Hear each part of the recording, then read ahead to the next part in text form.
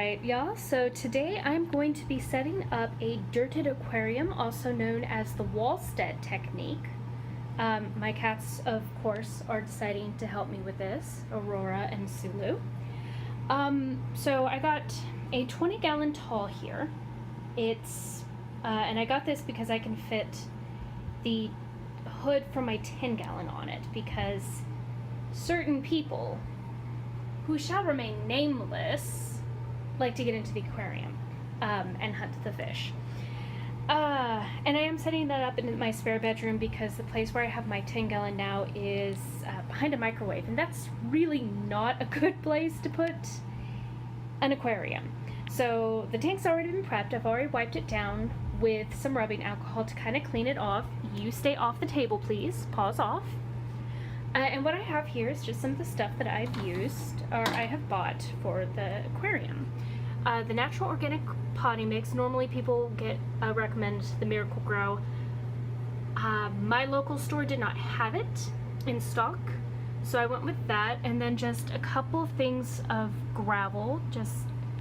I got 10 pounds of 2 different colors to kind of mix it up, simply because I like the natural brown look better than like black rock or sand.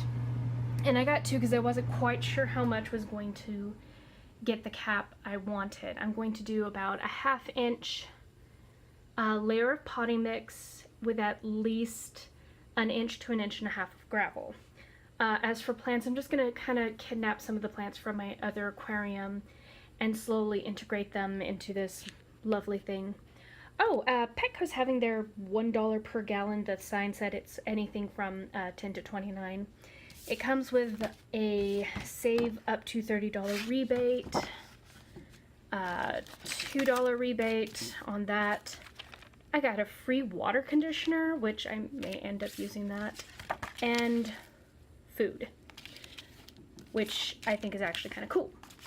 I'm going to try and go low tech with this thing, meaning I'm not going to use any fertilizers, I'm not going to use any CO2. I'm going to try out not using a filter. He has no idea what's going on. I'm going to try to not use a filter on this thing. I don't know how that's going to work at the moment, but I guess I'll find out in a couple months when this thing's ready for fish. Say hi, Aurora. Yeah, she don't care. All right. Okay, so here's me with dropping the sieve, but my grand idea was to filter out the fine particles of the soil and get out all the large chunks. That's not what eventually ended up happening. This took a lot longer than it looks like it would have. It looks like I was doing really good, but I've also sped up this video a little over 300 times its normal pace. I don't know if it was the sieve I was using or the potting soil just not having it. I do eventually just dump it all in there. I'm just checking kind of sort of at that point where I ran my fingers across the bottom. I do it again with my whole palm to kind of see how well I'm doing. See, there I do it. And yep, I say, nope, they're there, and dump all the back. This is my first mistake because I dumped it straight from the bag into the tank, damping it down. Instead of what I should have done, instead of just dumping it straight into the tank like I did, I really should have gotten a bucket or something. And at that point I was just making sure it was actually 1/2 inch, and it was, one bag was 1/2 inch. I should have rinsed the dirt really, really well, because later on what ends up happening is I'm gonna have to skim off all the dirt. I'm glad I don't have fish in here. The reason why I had stopped, now that I've wandered off in the video, the reason why I had stopped adding in gravel at that point was because I realized that my dirt was dry, and see, I now have a trusty chopstick and a water bottle. And basically all I'm trying to do is get the soil wet enough that the air bubbles will come out, and that 1 liter bottle was not enough, so I went and grabbed me a gallon.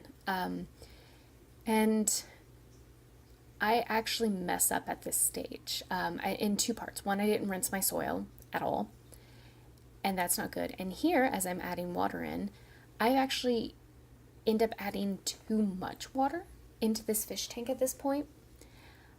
So instead of getting this really nice, fairly evenish moisture content that just barely, allows the air bubbles to escape with my trusty chopstick, I make it soup. And so at this stage where I'm using the Frisbee, the gravel was actually sinking into the dirt, especially on the far side. And here's another spot that I actually mess up on. I thought I got this near side fairly well capped. Later on in the video, when I start adding water and it's really cloudy, you'll be able to see. But I don't add a really good cap on the side that's closest to the camera. I did a really good job on the far side. And in fact, I think because I added too much water, the very far side, it looks like it's just solid gravel. And then it could also be because I added too much gravel on that side. I also didn't reserve any. I would highly recommend reserving a small handful at this stage for planting, because I don't have any long tweezers. I attempt to use like small tweezers, and it didn't work very well. Just patting it down, trying to make it even. Totally, when you're looking down, I didn't realize, because it looks like it all has a good even cap. It's not an even cap. Like this very far side there, it's as thin as like 1 or 2 pieces of gravel thick. And here I'm using a Frisbee to keep the water from disturbing and kicking up potting soil and gravel and just making a right mess of this tank. It works to some degree. It's not as bad as it could have been. I think this is going to be one of those things that it's going to take a few days for all the water to settle, because the water's brown, and it's still brown a day later as I'm recording this audio. It's really brown at this point in the video, though. This is probably going to be the most boring section of this video that you'll watch, because I live on a 2nd-story apartment. I'm nowhere near a sink, so I have to literally fill up this 20-gallon tank, 1 water jug at a time. It's actually technically a milk jug. And, I've already wandered off on this one, but the thing that I put down was just to hold the first, because it was starting to float up. Yeah, this is the boring part, is me running off for a minute or so, filling up my milk jug, coming back, dumping water.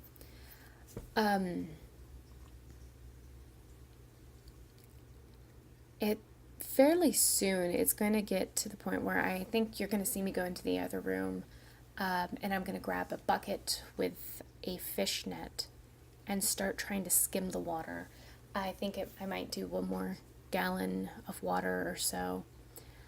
Do ignore the incredibly unflattering angle. I think I'm either getting plants or the bucket. I can't remember which. Nope, it's the bucket. Because, yeah, I don't think you can see it as much right now, but there is a very big, like, you can kind of see the waves as I skim.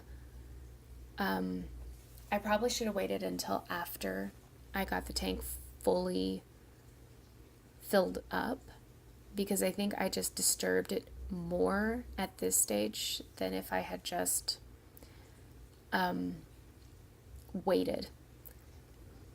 My smaller fishnet works much better, and I'm going to go dump the water and get the dirt out. So a little bit about what I'm doing, besides making a right mess of this tank, is called a dirtitate, the Wallstead technique. And what I've done one of these before by accident. I say by accident. I did it intentionally, but I didn't realize it was a thing that actually had like a proper name. I used to have one of the first fish I owned was a beta named Da Vinci, and I got him a 1 gallon apothecary jar, and I filled his tank with dirt from outside. It was a bit clay. I put some gravel on top, I think a seashell, a Nubius plant, and it was back before I knew that much about fish. So I had this beautiful fish in a 1 gallon unheated, unfiltered aquarium, which betas don't really like the filter anyway. Fun fact. And he did beautifully in it. Like, normally, if you're getting a beta, I highly recommend getting a heater and making sure, and a thermometer, making absolutely sure that it's staying above 75 in their tank. Da Vinci did a really good, okay, so here I'm trying to put in, this is where I wish I had extra gravel for that guy. That's my Anubias. I just stole these out of the other plants. That one's recently split. I think I'm going to get, yep, I was looking for my tweezers. Right there, my fancy tweezers. They didn't work very well. Yeah, I kind of wish I had spent like the $8 and gotten the substrate sticker inners. And that last little bit, well, there's I have no idea what they're called. These long, skinny ones. Anachrist? Question mark? I don't know. I've had them for years. I don't remember what they're called. I just know they grow really well. But next to that last long, skinny one, it almost looks like a ball of scum. I believe, if I am not entirely mistaken, it's Java moss. It grows really well in my driftwood, and I had been reading up where it can be used as a carpeting effect, do a carpeting kind of sort of thing with your gravel and sand. And it kind of has done that a little bit already in my other tank, my 10 gallon. Yeah, I'm upgrading from a 10 to a 20. And I really liked it, so I was kind of hoping that I could get it to redo that. Eventually, the end goal is I'm going to have dwarf hairgrass. The pet stores around here don't have any that I've seen. I may have to end up ordering that online. I'm not super thrilled about that because I don't like the idea of purchasing live plants online. I don't know why. It's kind of like I see a lot of videos on ordering shrimp and fish online, and it comes to you in a box. That always makes me really uncomfortable. But to each their own, and I'm sure that it's a little bit, I'm sure it's not nearly as bad as I think it is. If I can't find it in a local pet store, I tend not to order it myself. And again, me running off and coming back with full milk jugs full of water and filling it up bit by bit because I don't have anything larger than 1 gallon jugs. And I only have one of them because I really don't drink milk that much, so I only have one milk jug. And I'm back to skimming because there's a lot of gunk in the tank at this point, and I think I pull up one of the plants in the back at this point, and yep, you can kind of see it dangling. There it is. So that happens, and I try and use the tweezers again to get it, and I put it in a different spot. Again, I wish I had reserved some of the gravel so I could just like pile it on right there. I was not doing a very good job with those tweezers. I think I got a little plume of dirt come up at that point. It doesn't show up in the video, but I vaguely recall having a plume of dirt come up. Again, this tank is brand new. It's being in process of being set up.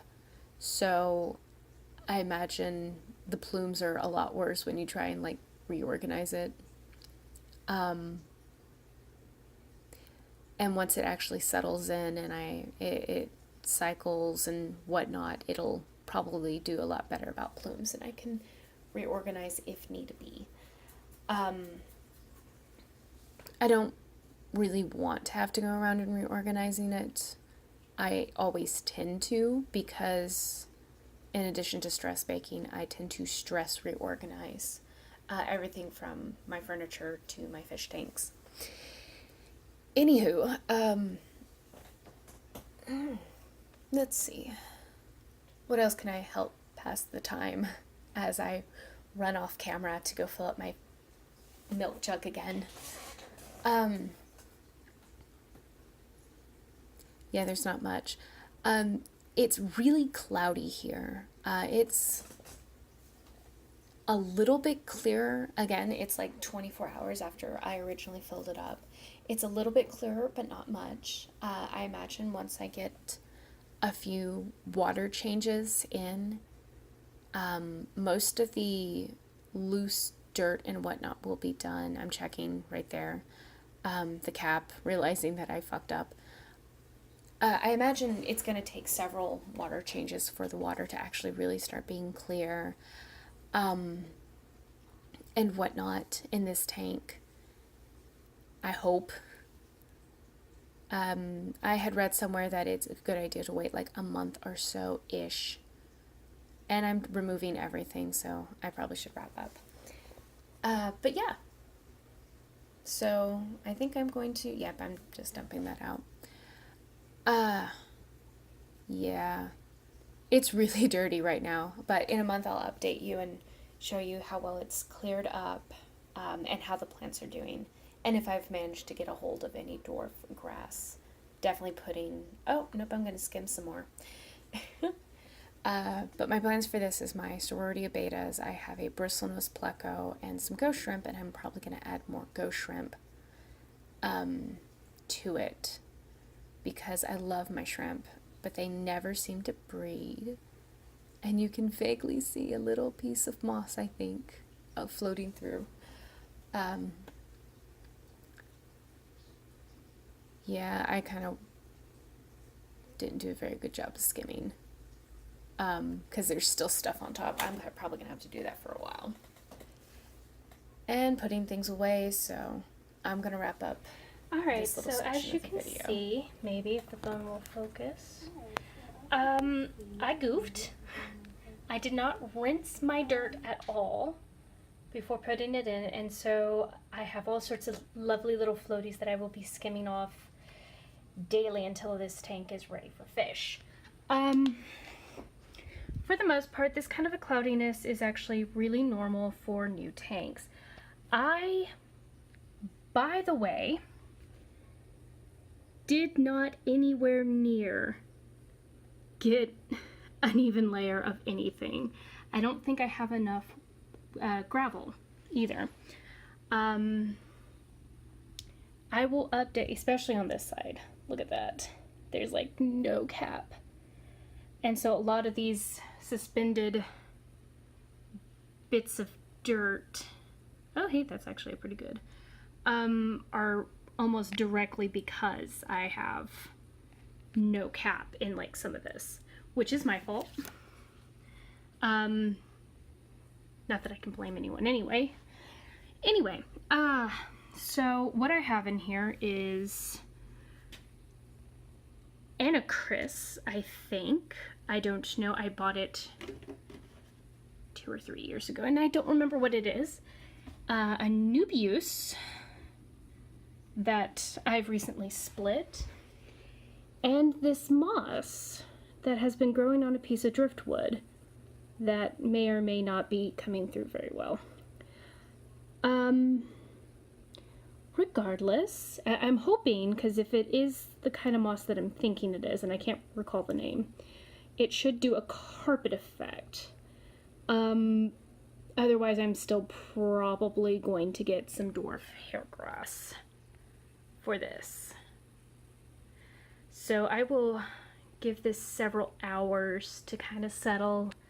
I'll do some more skimming and maybe it'll look almost like a tank.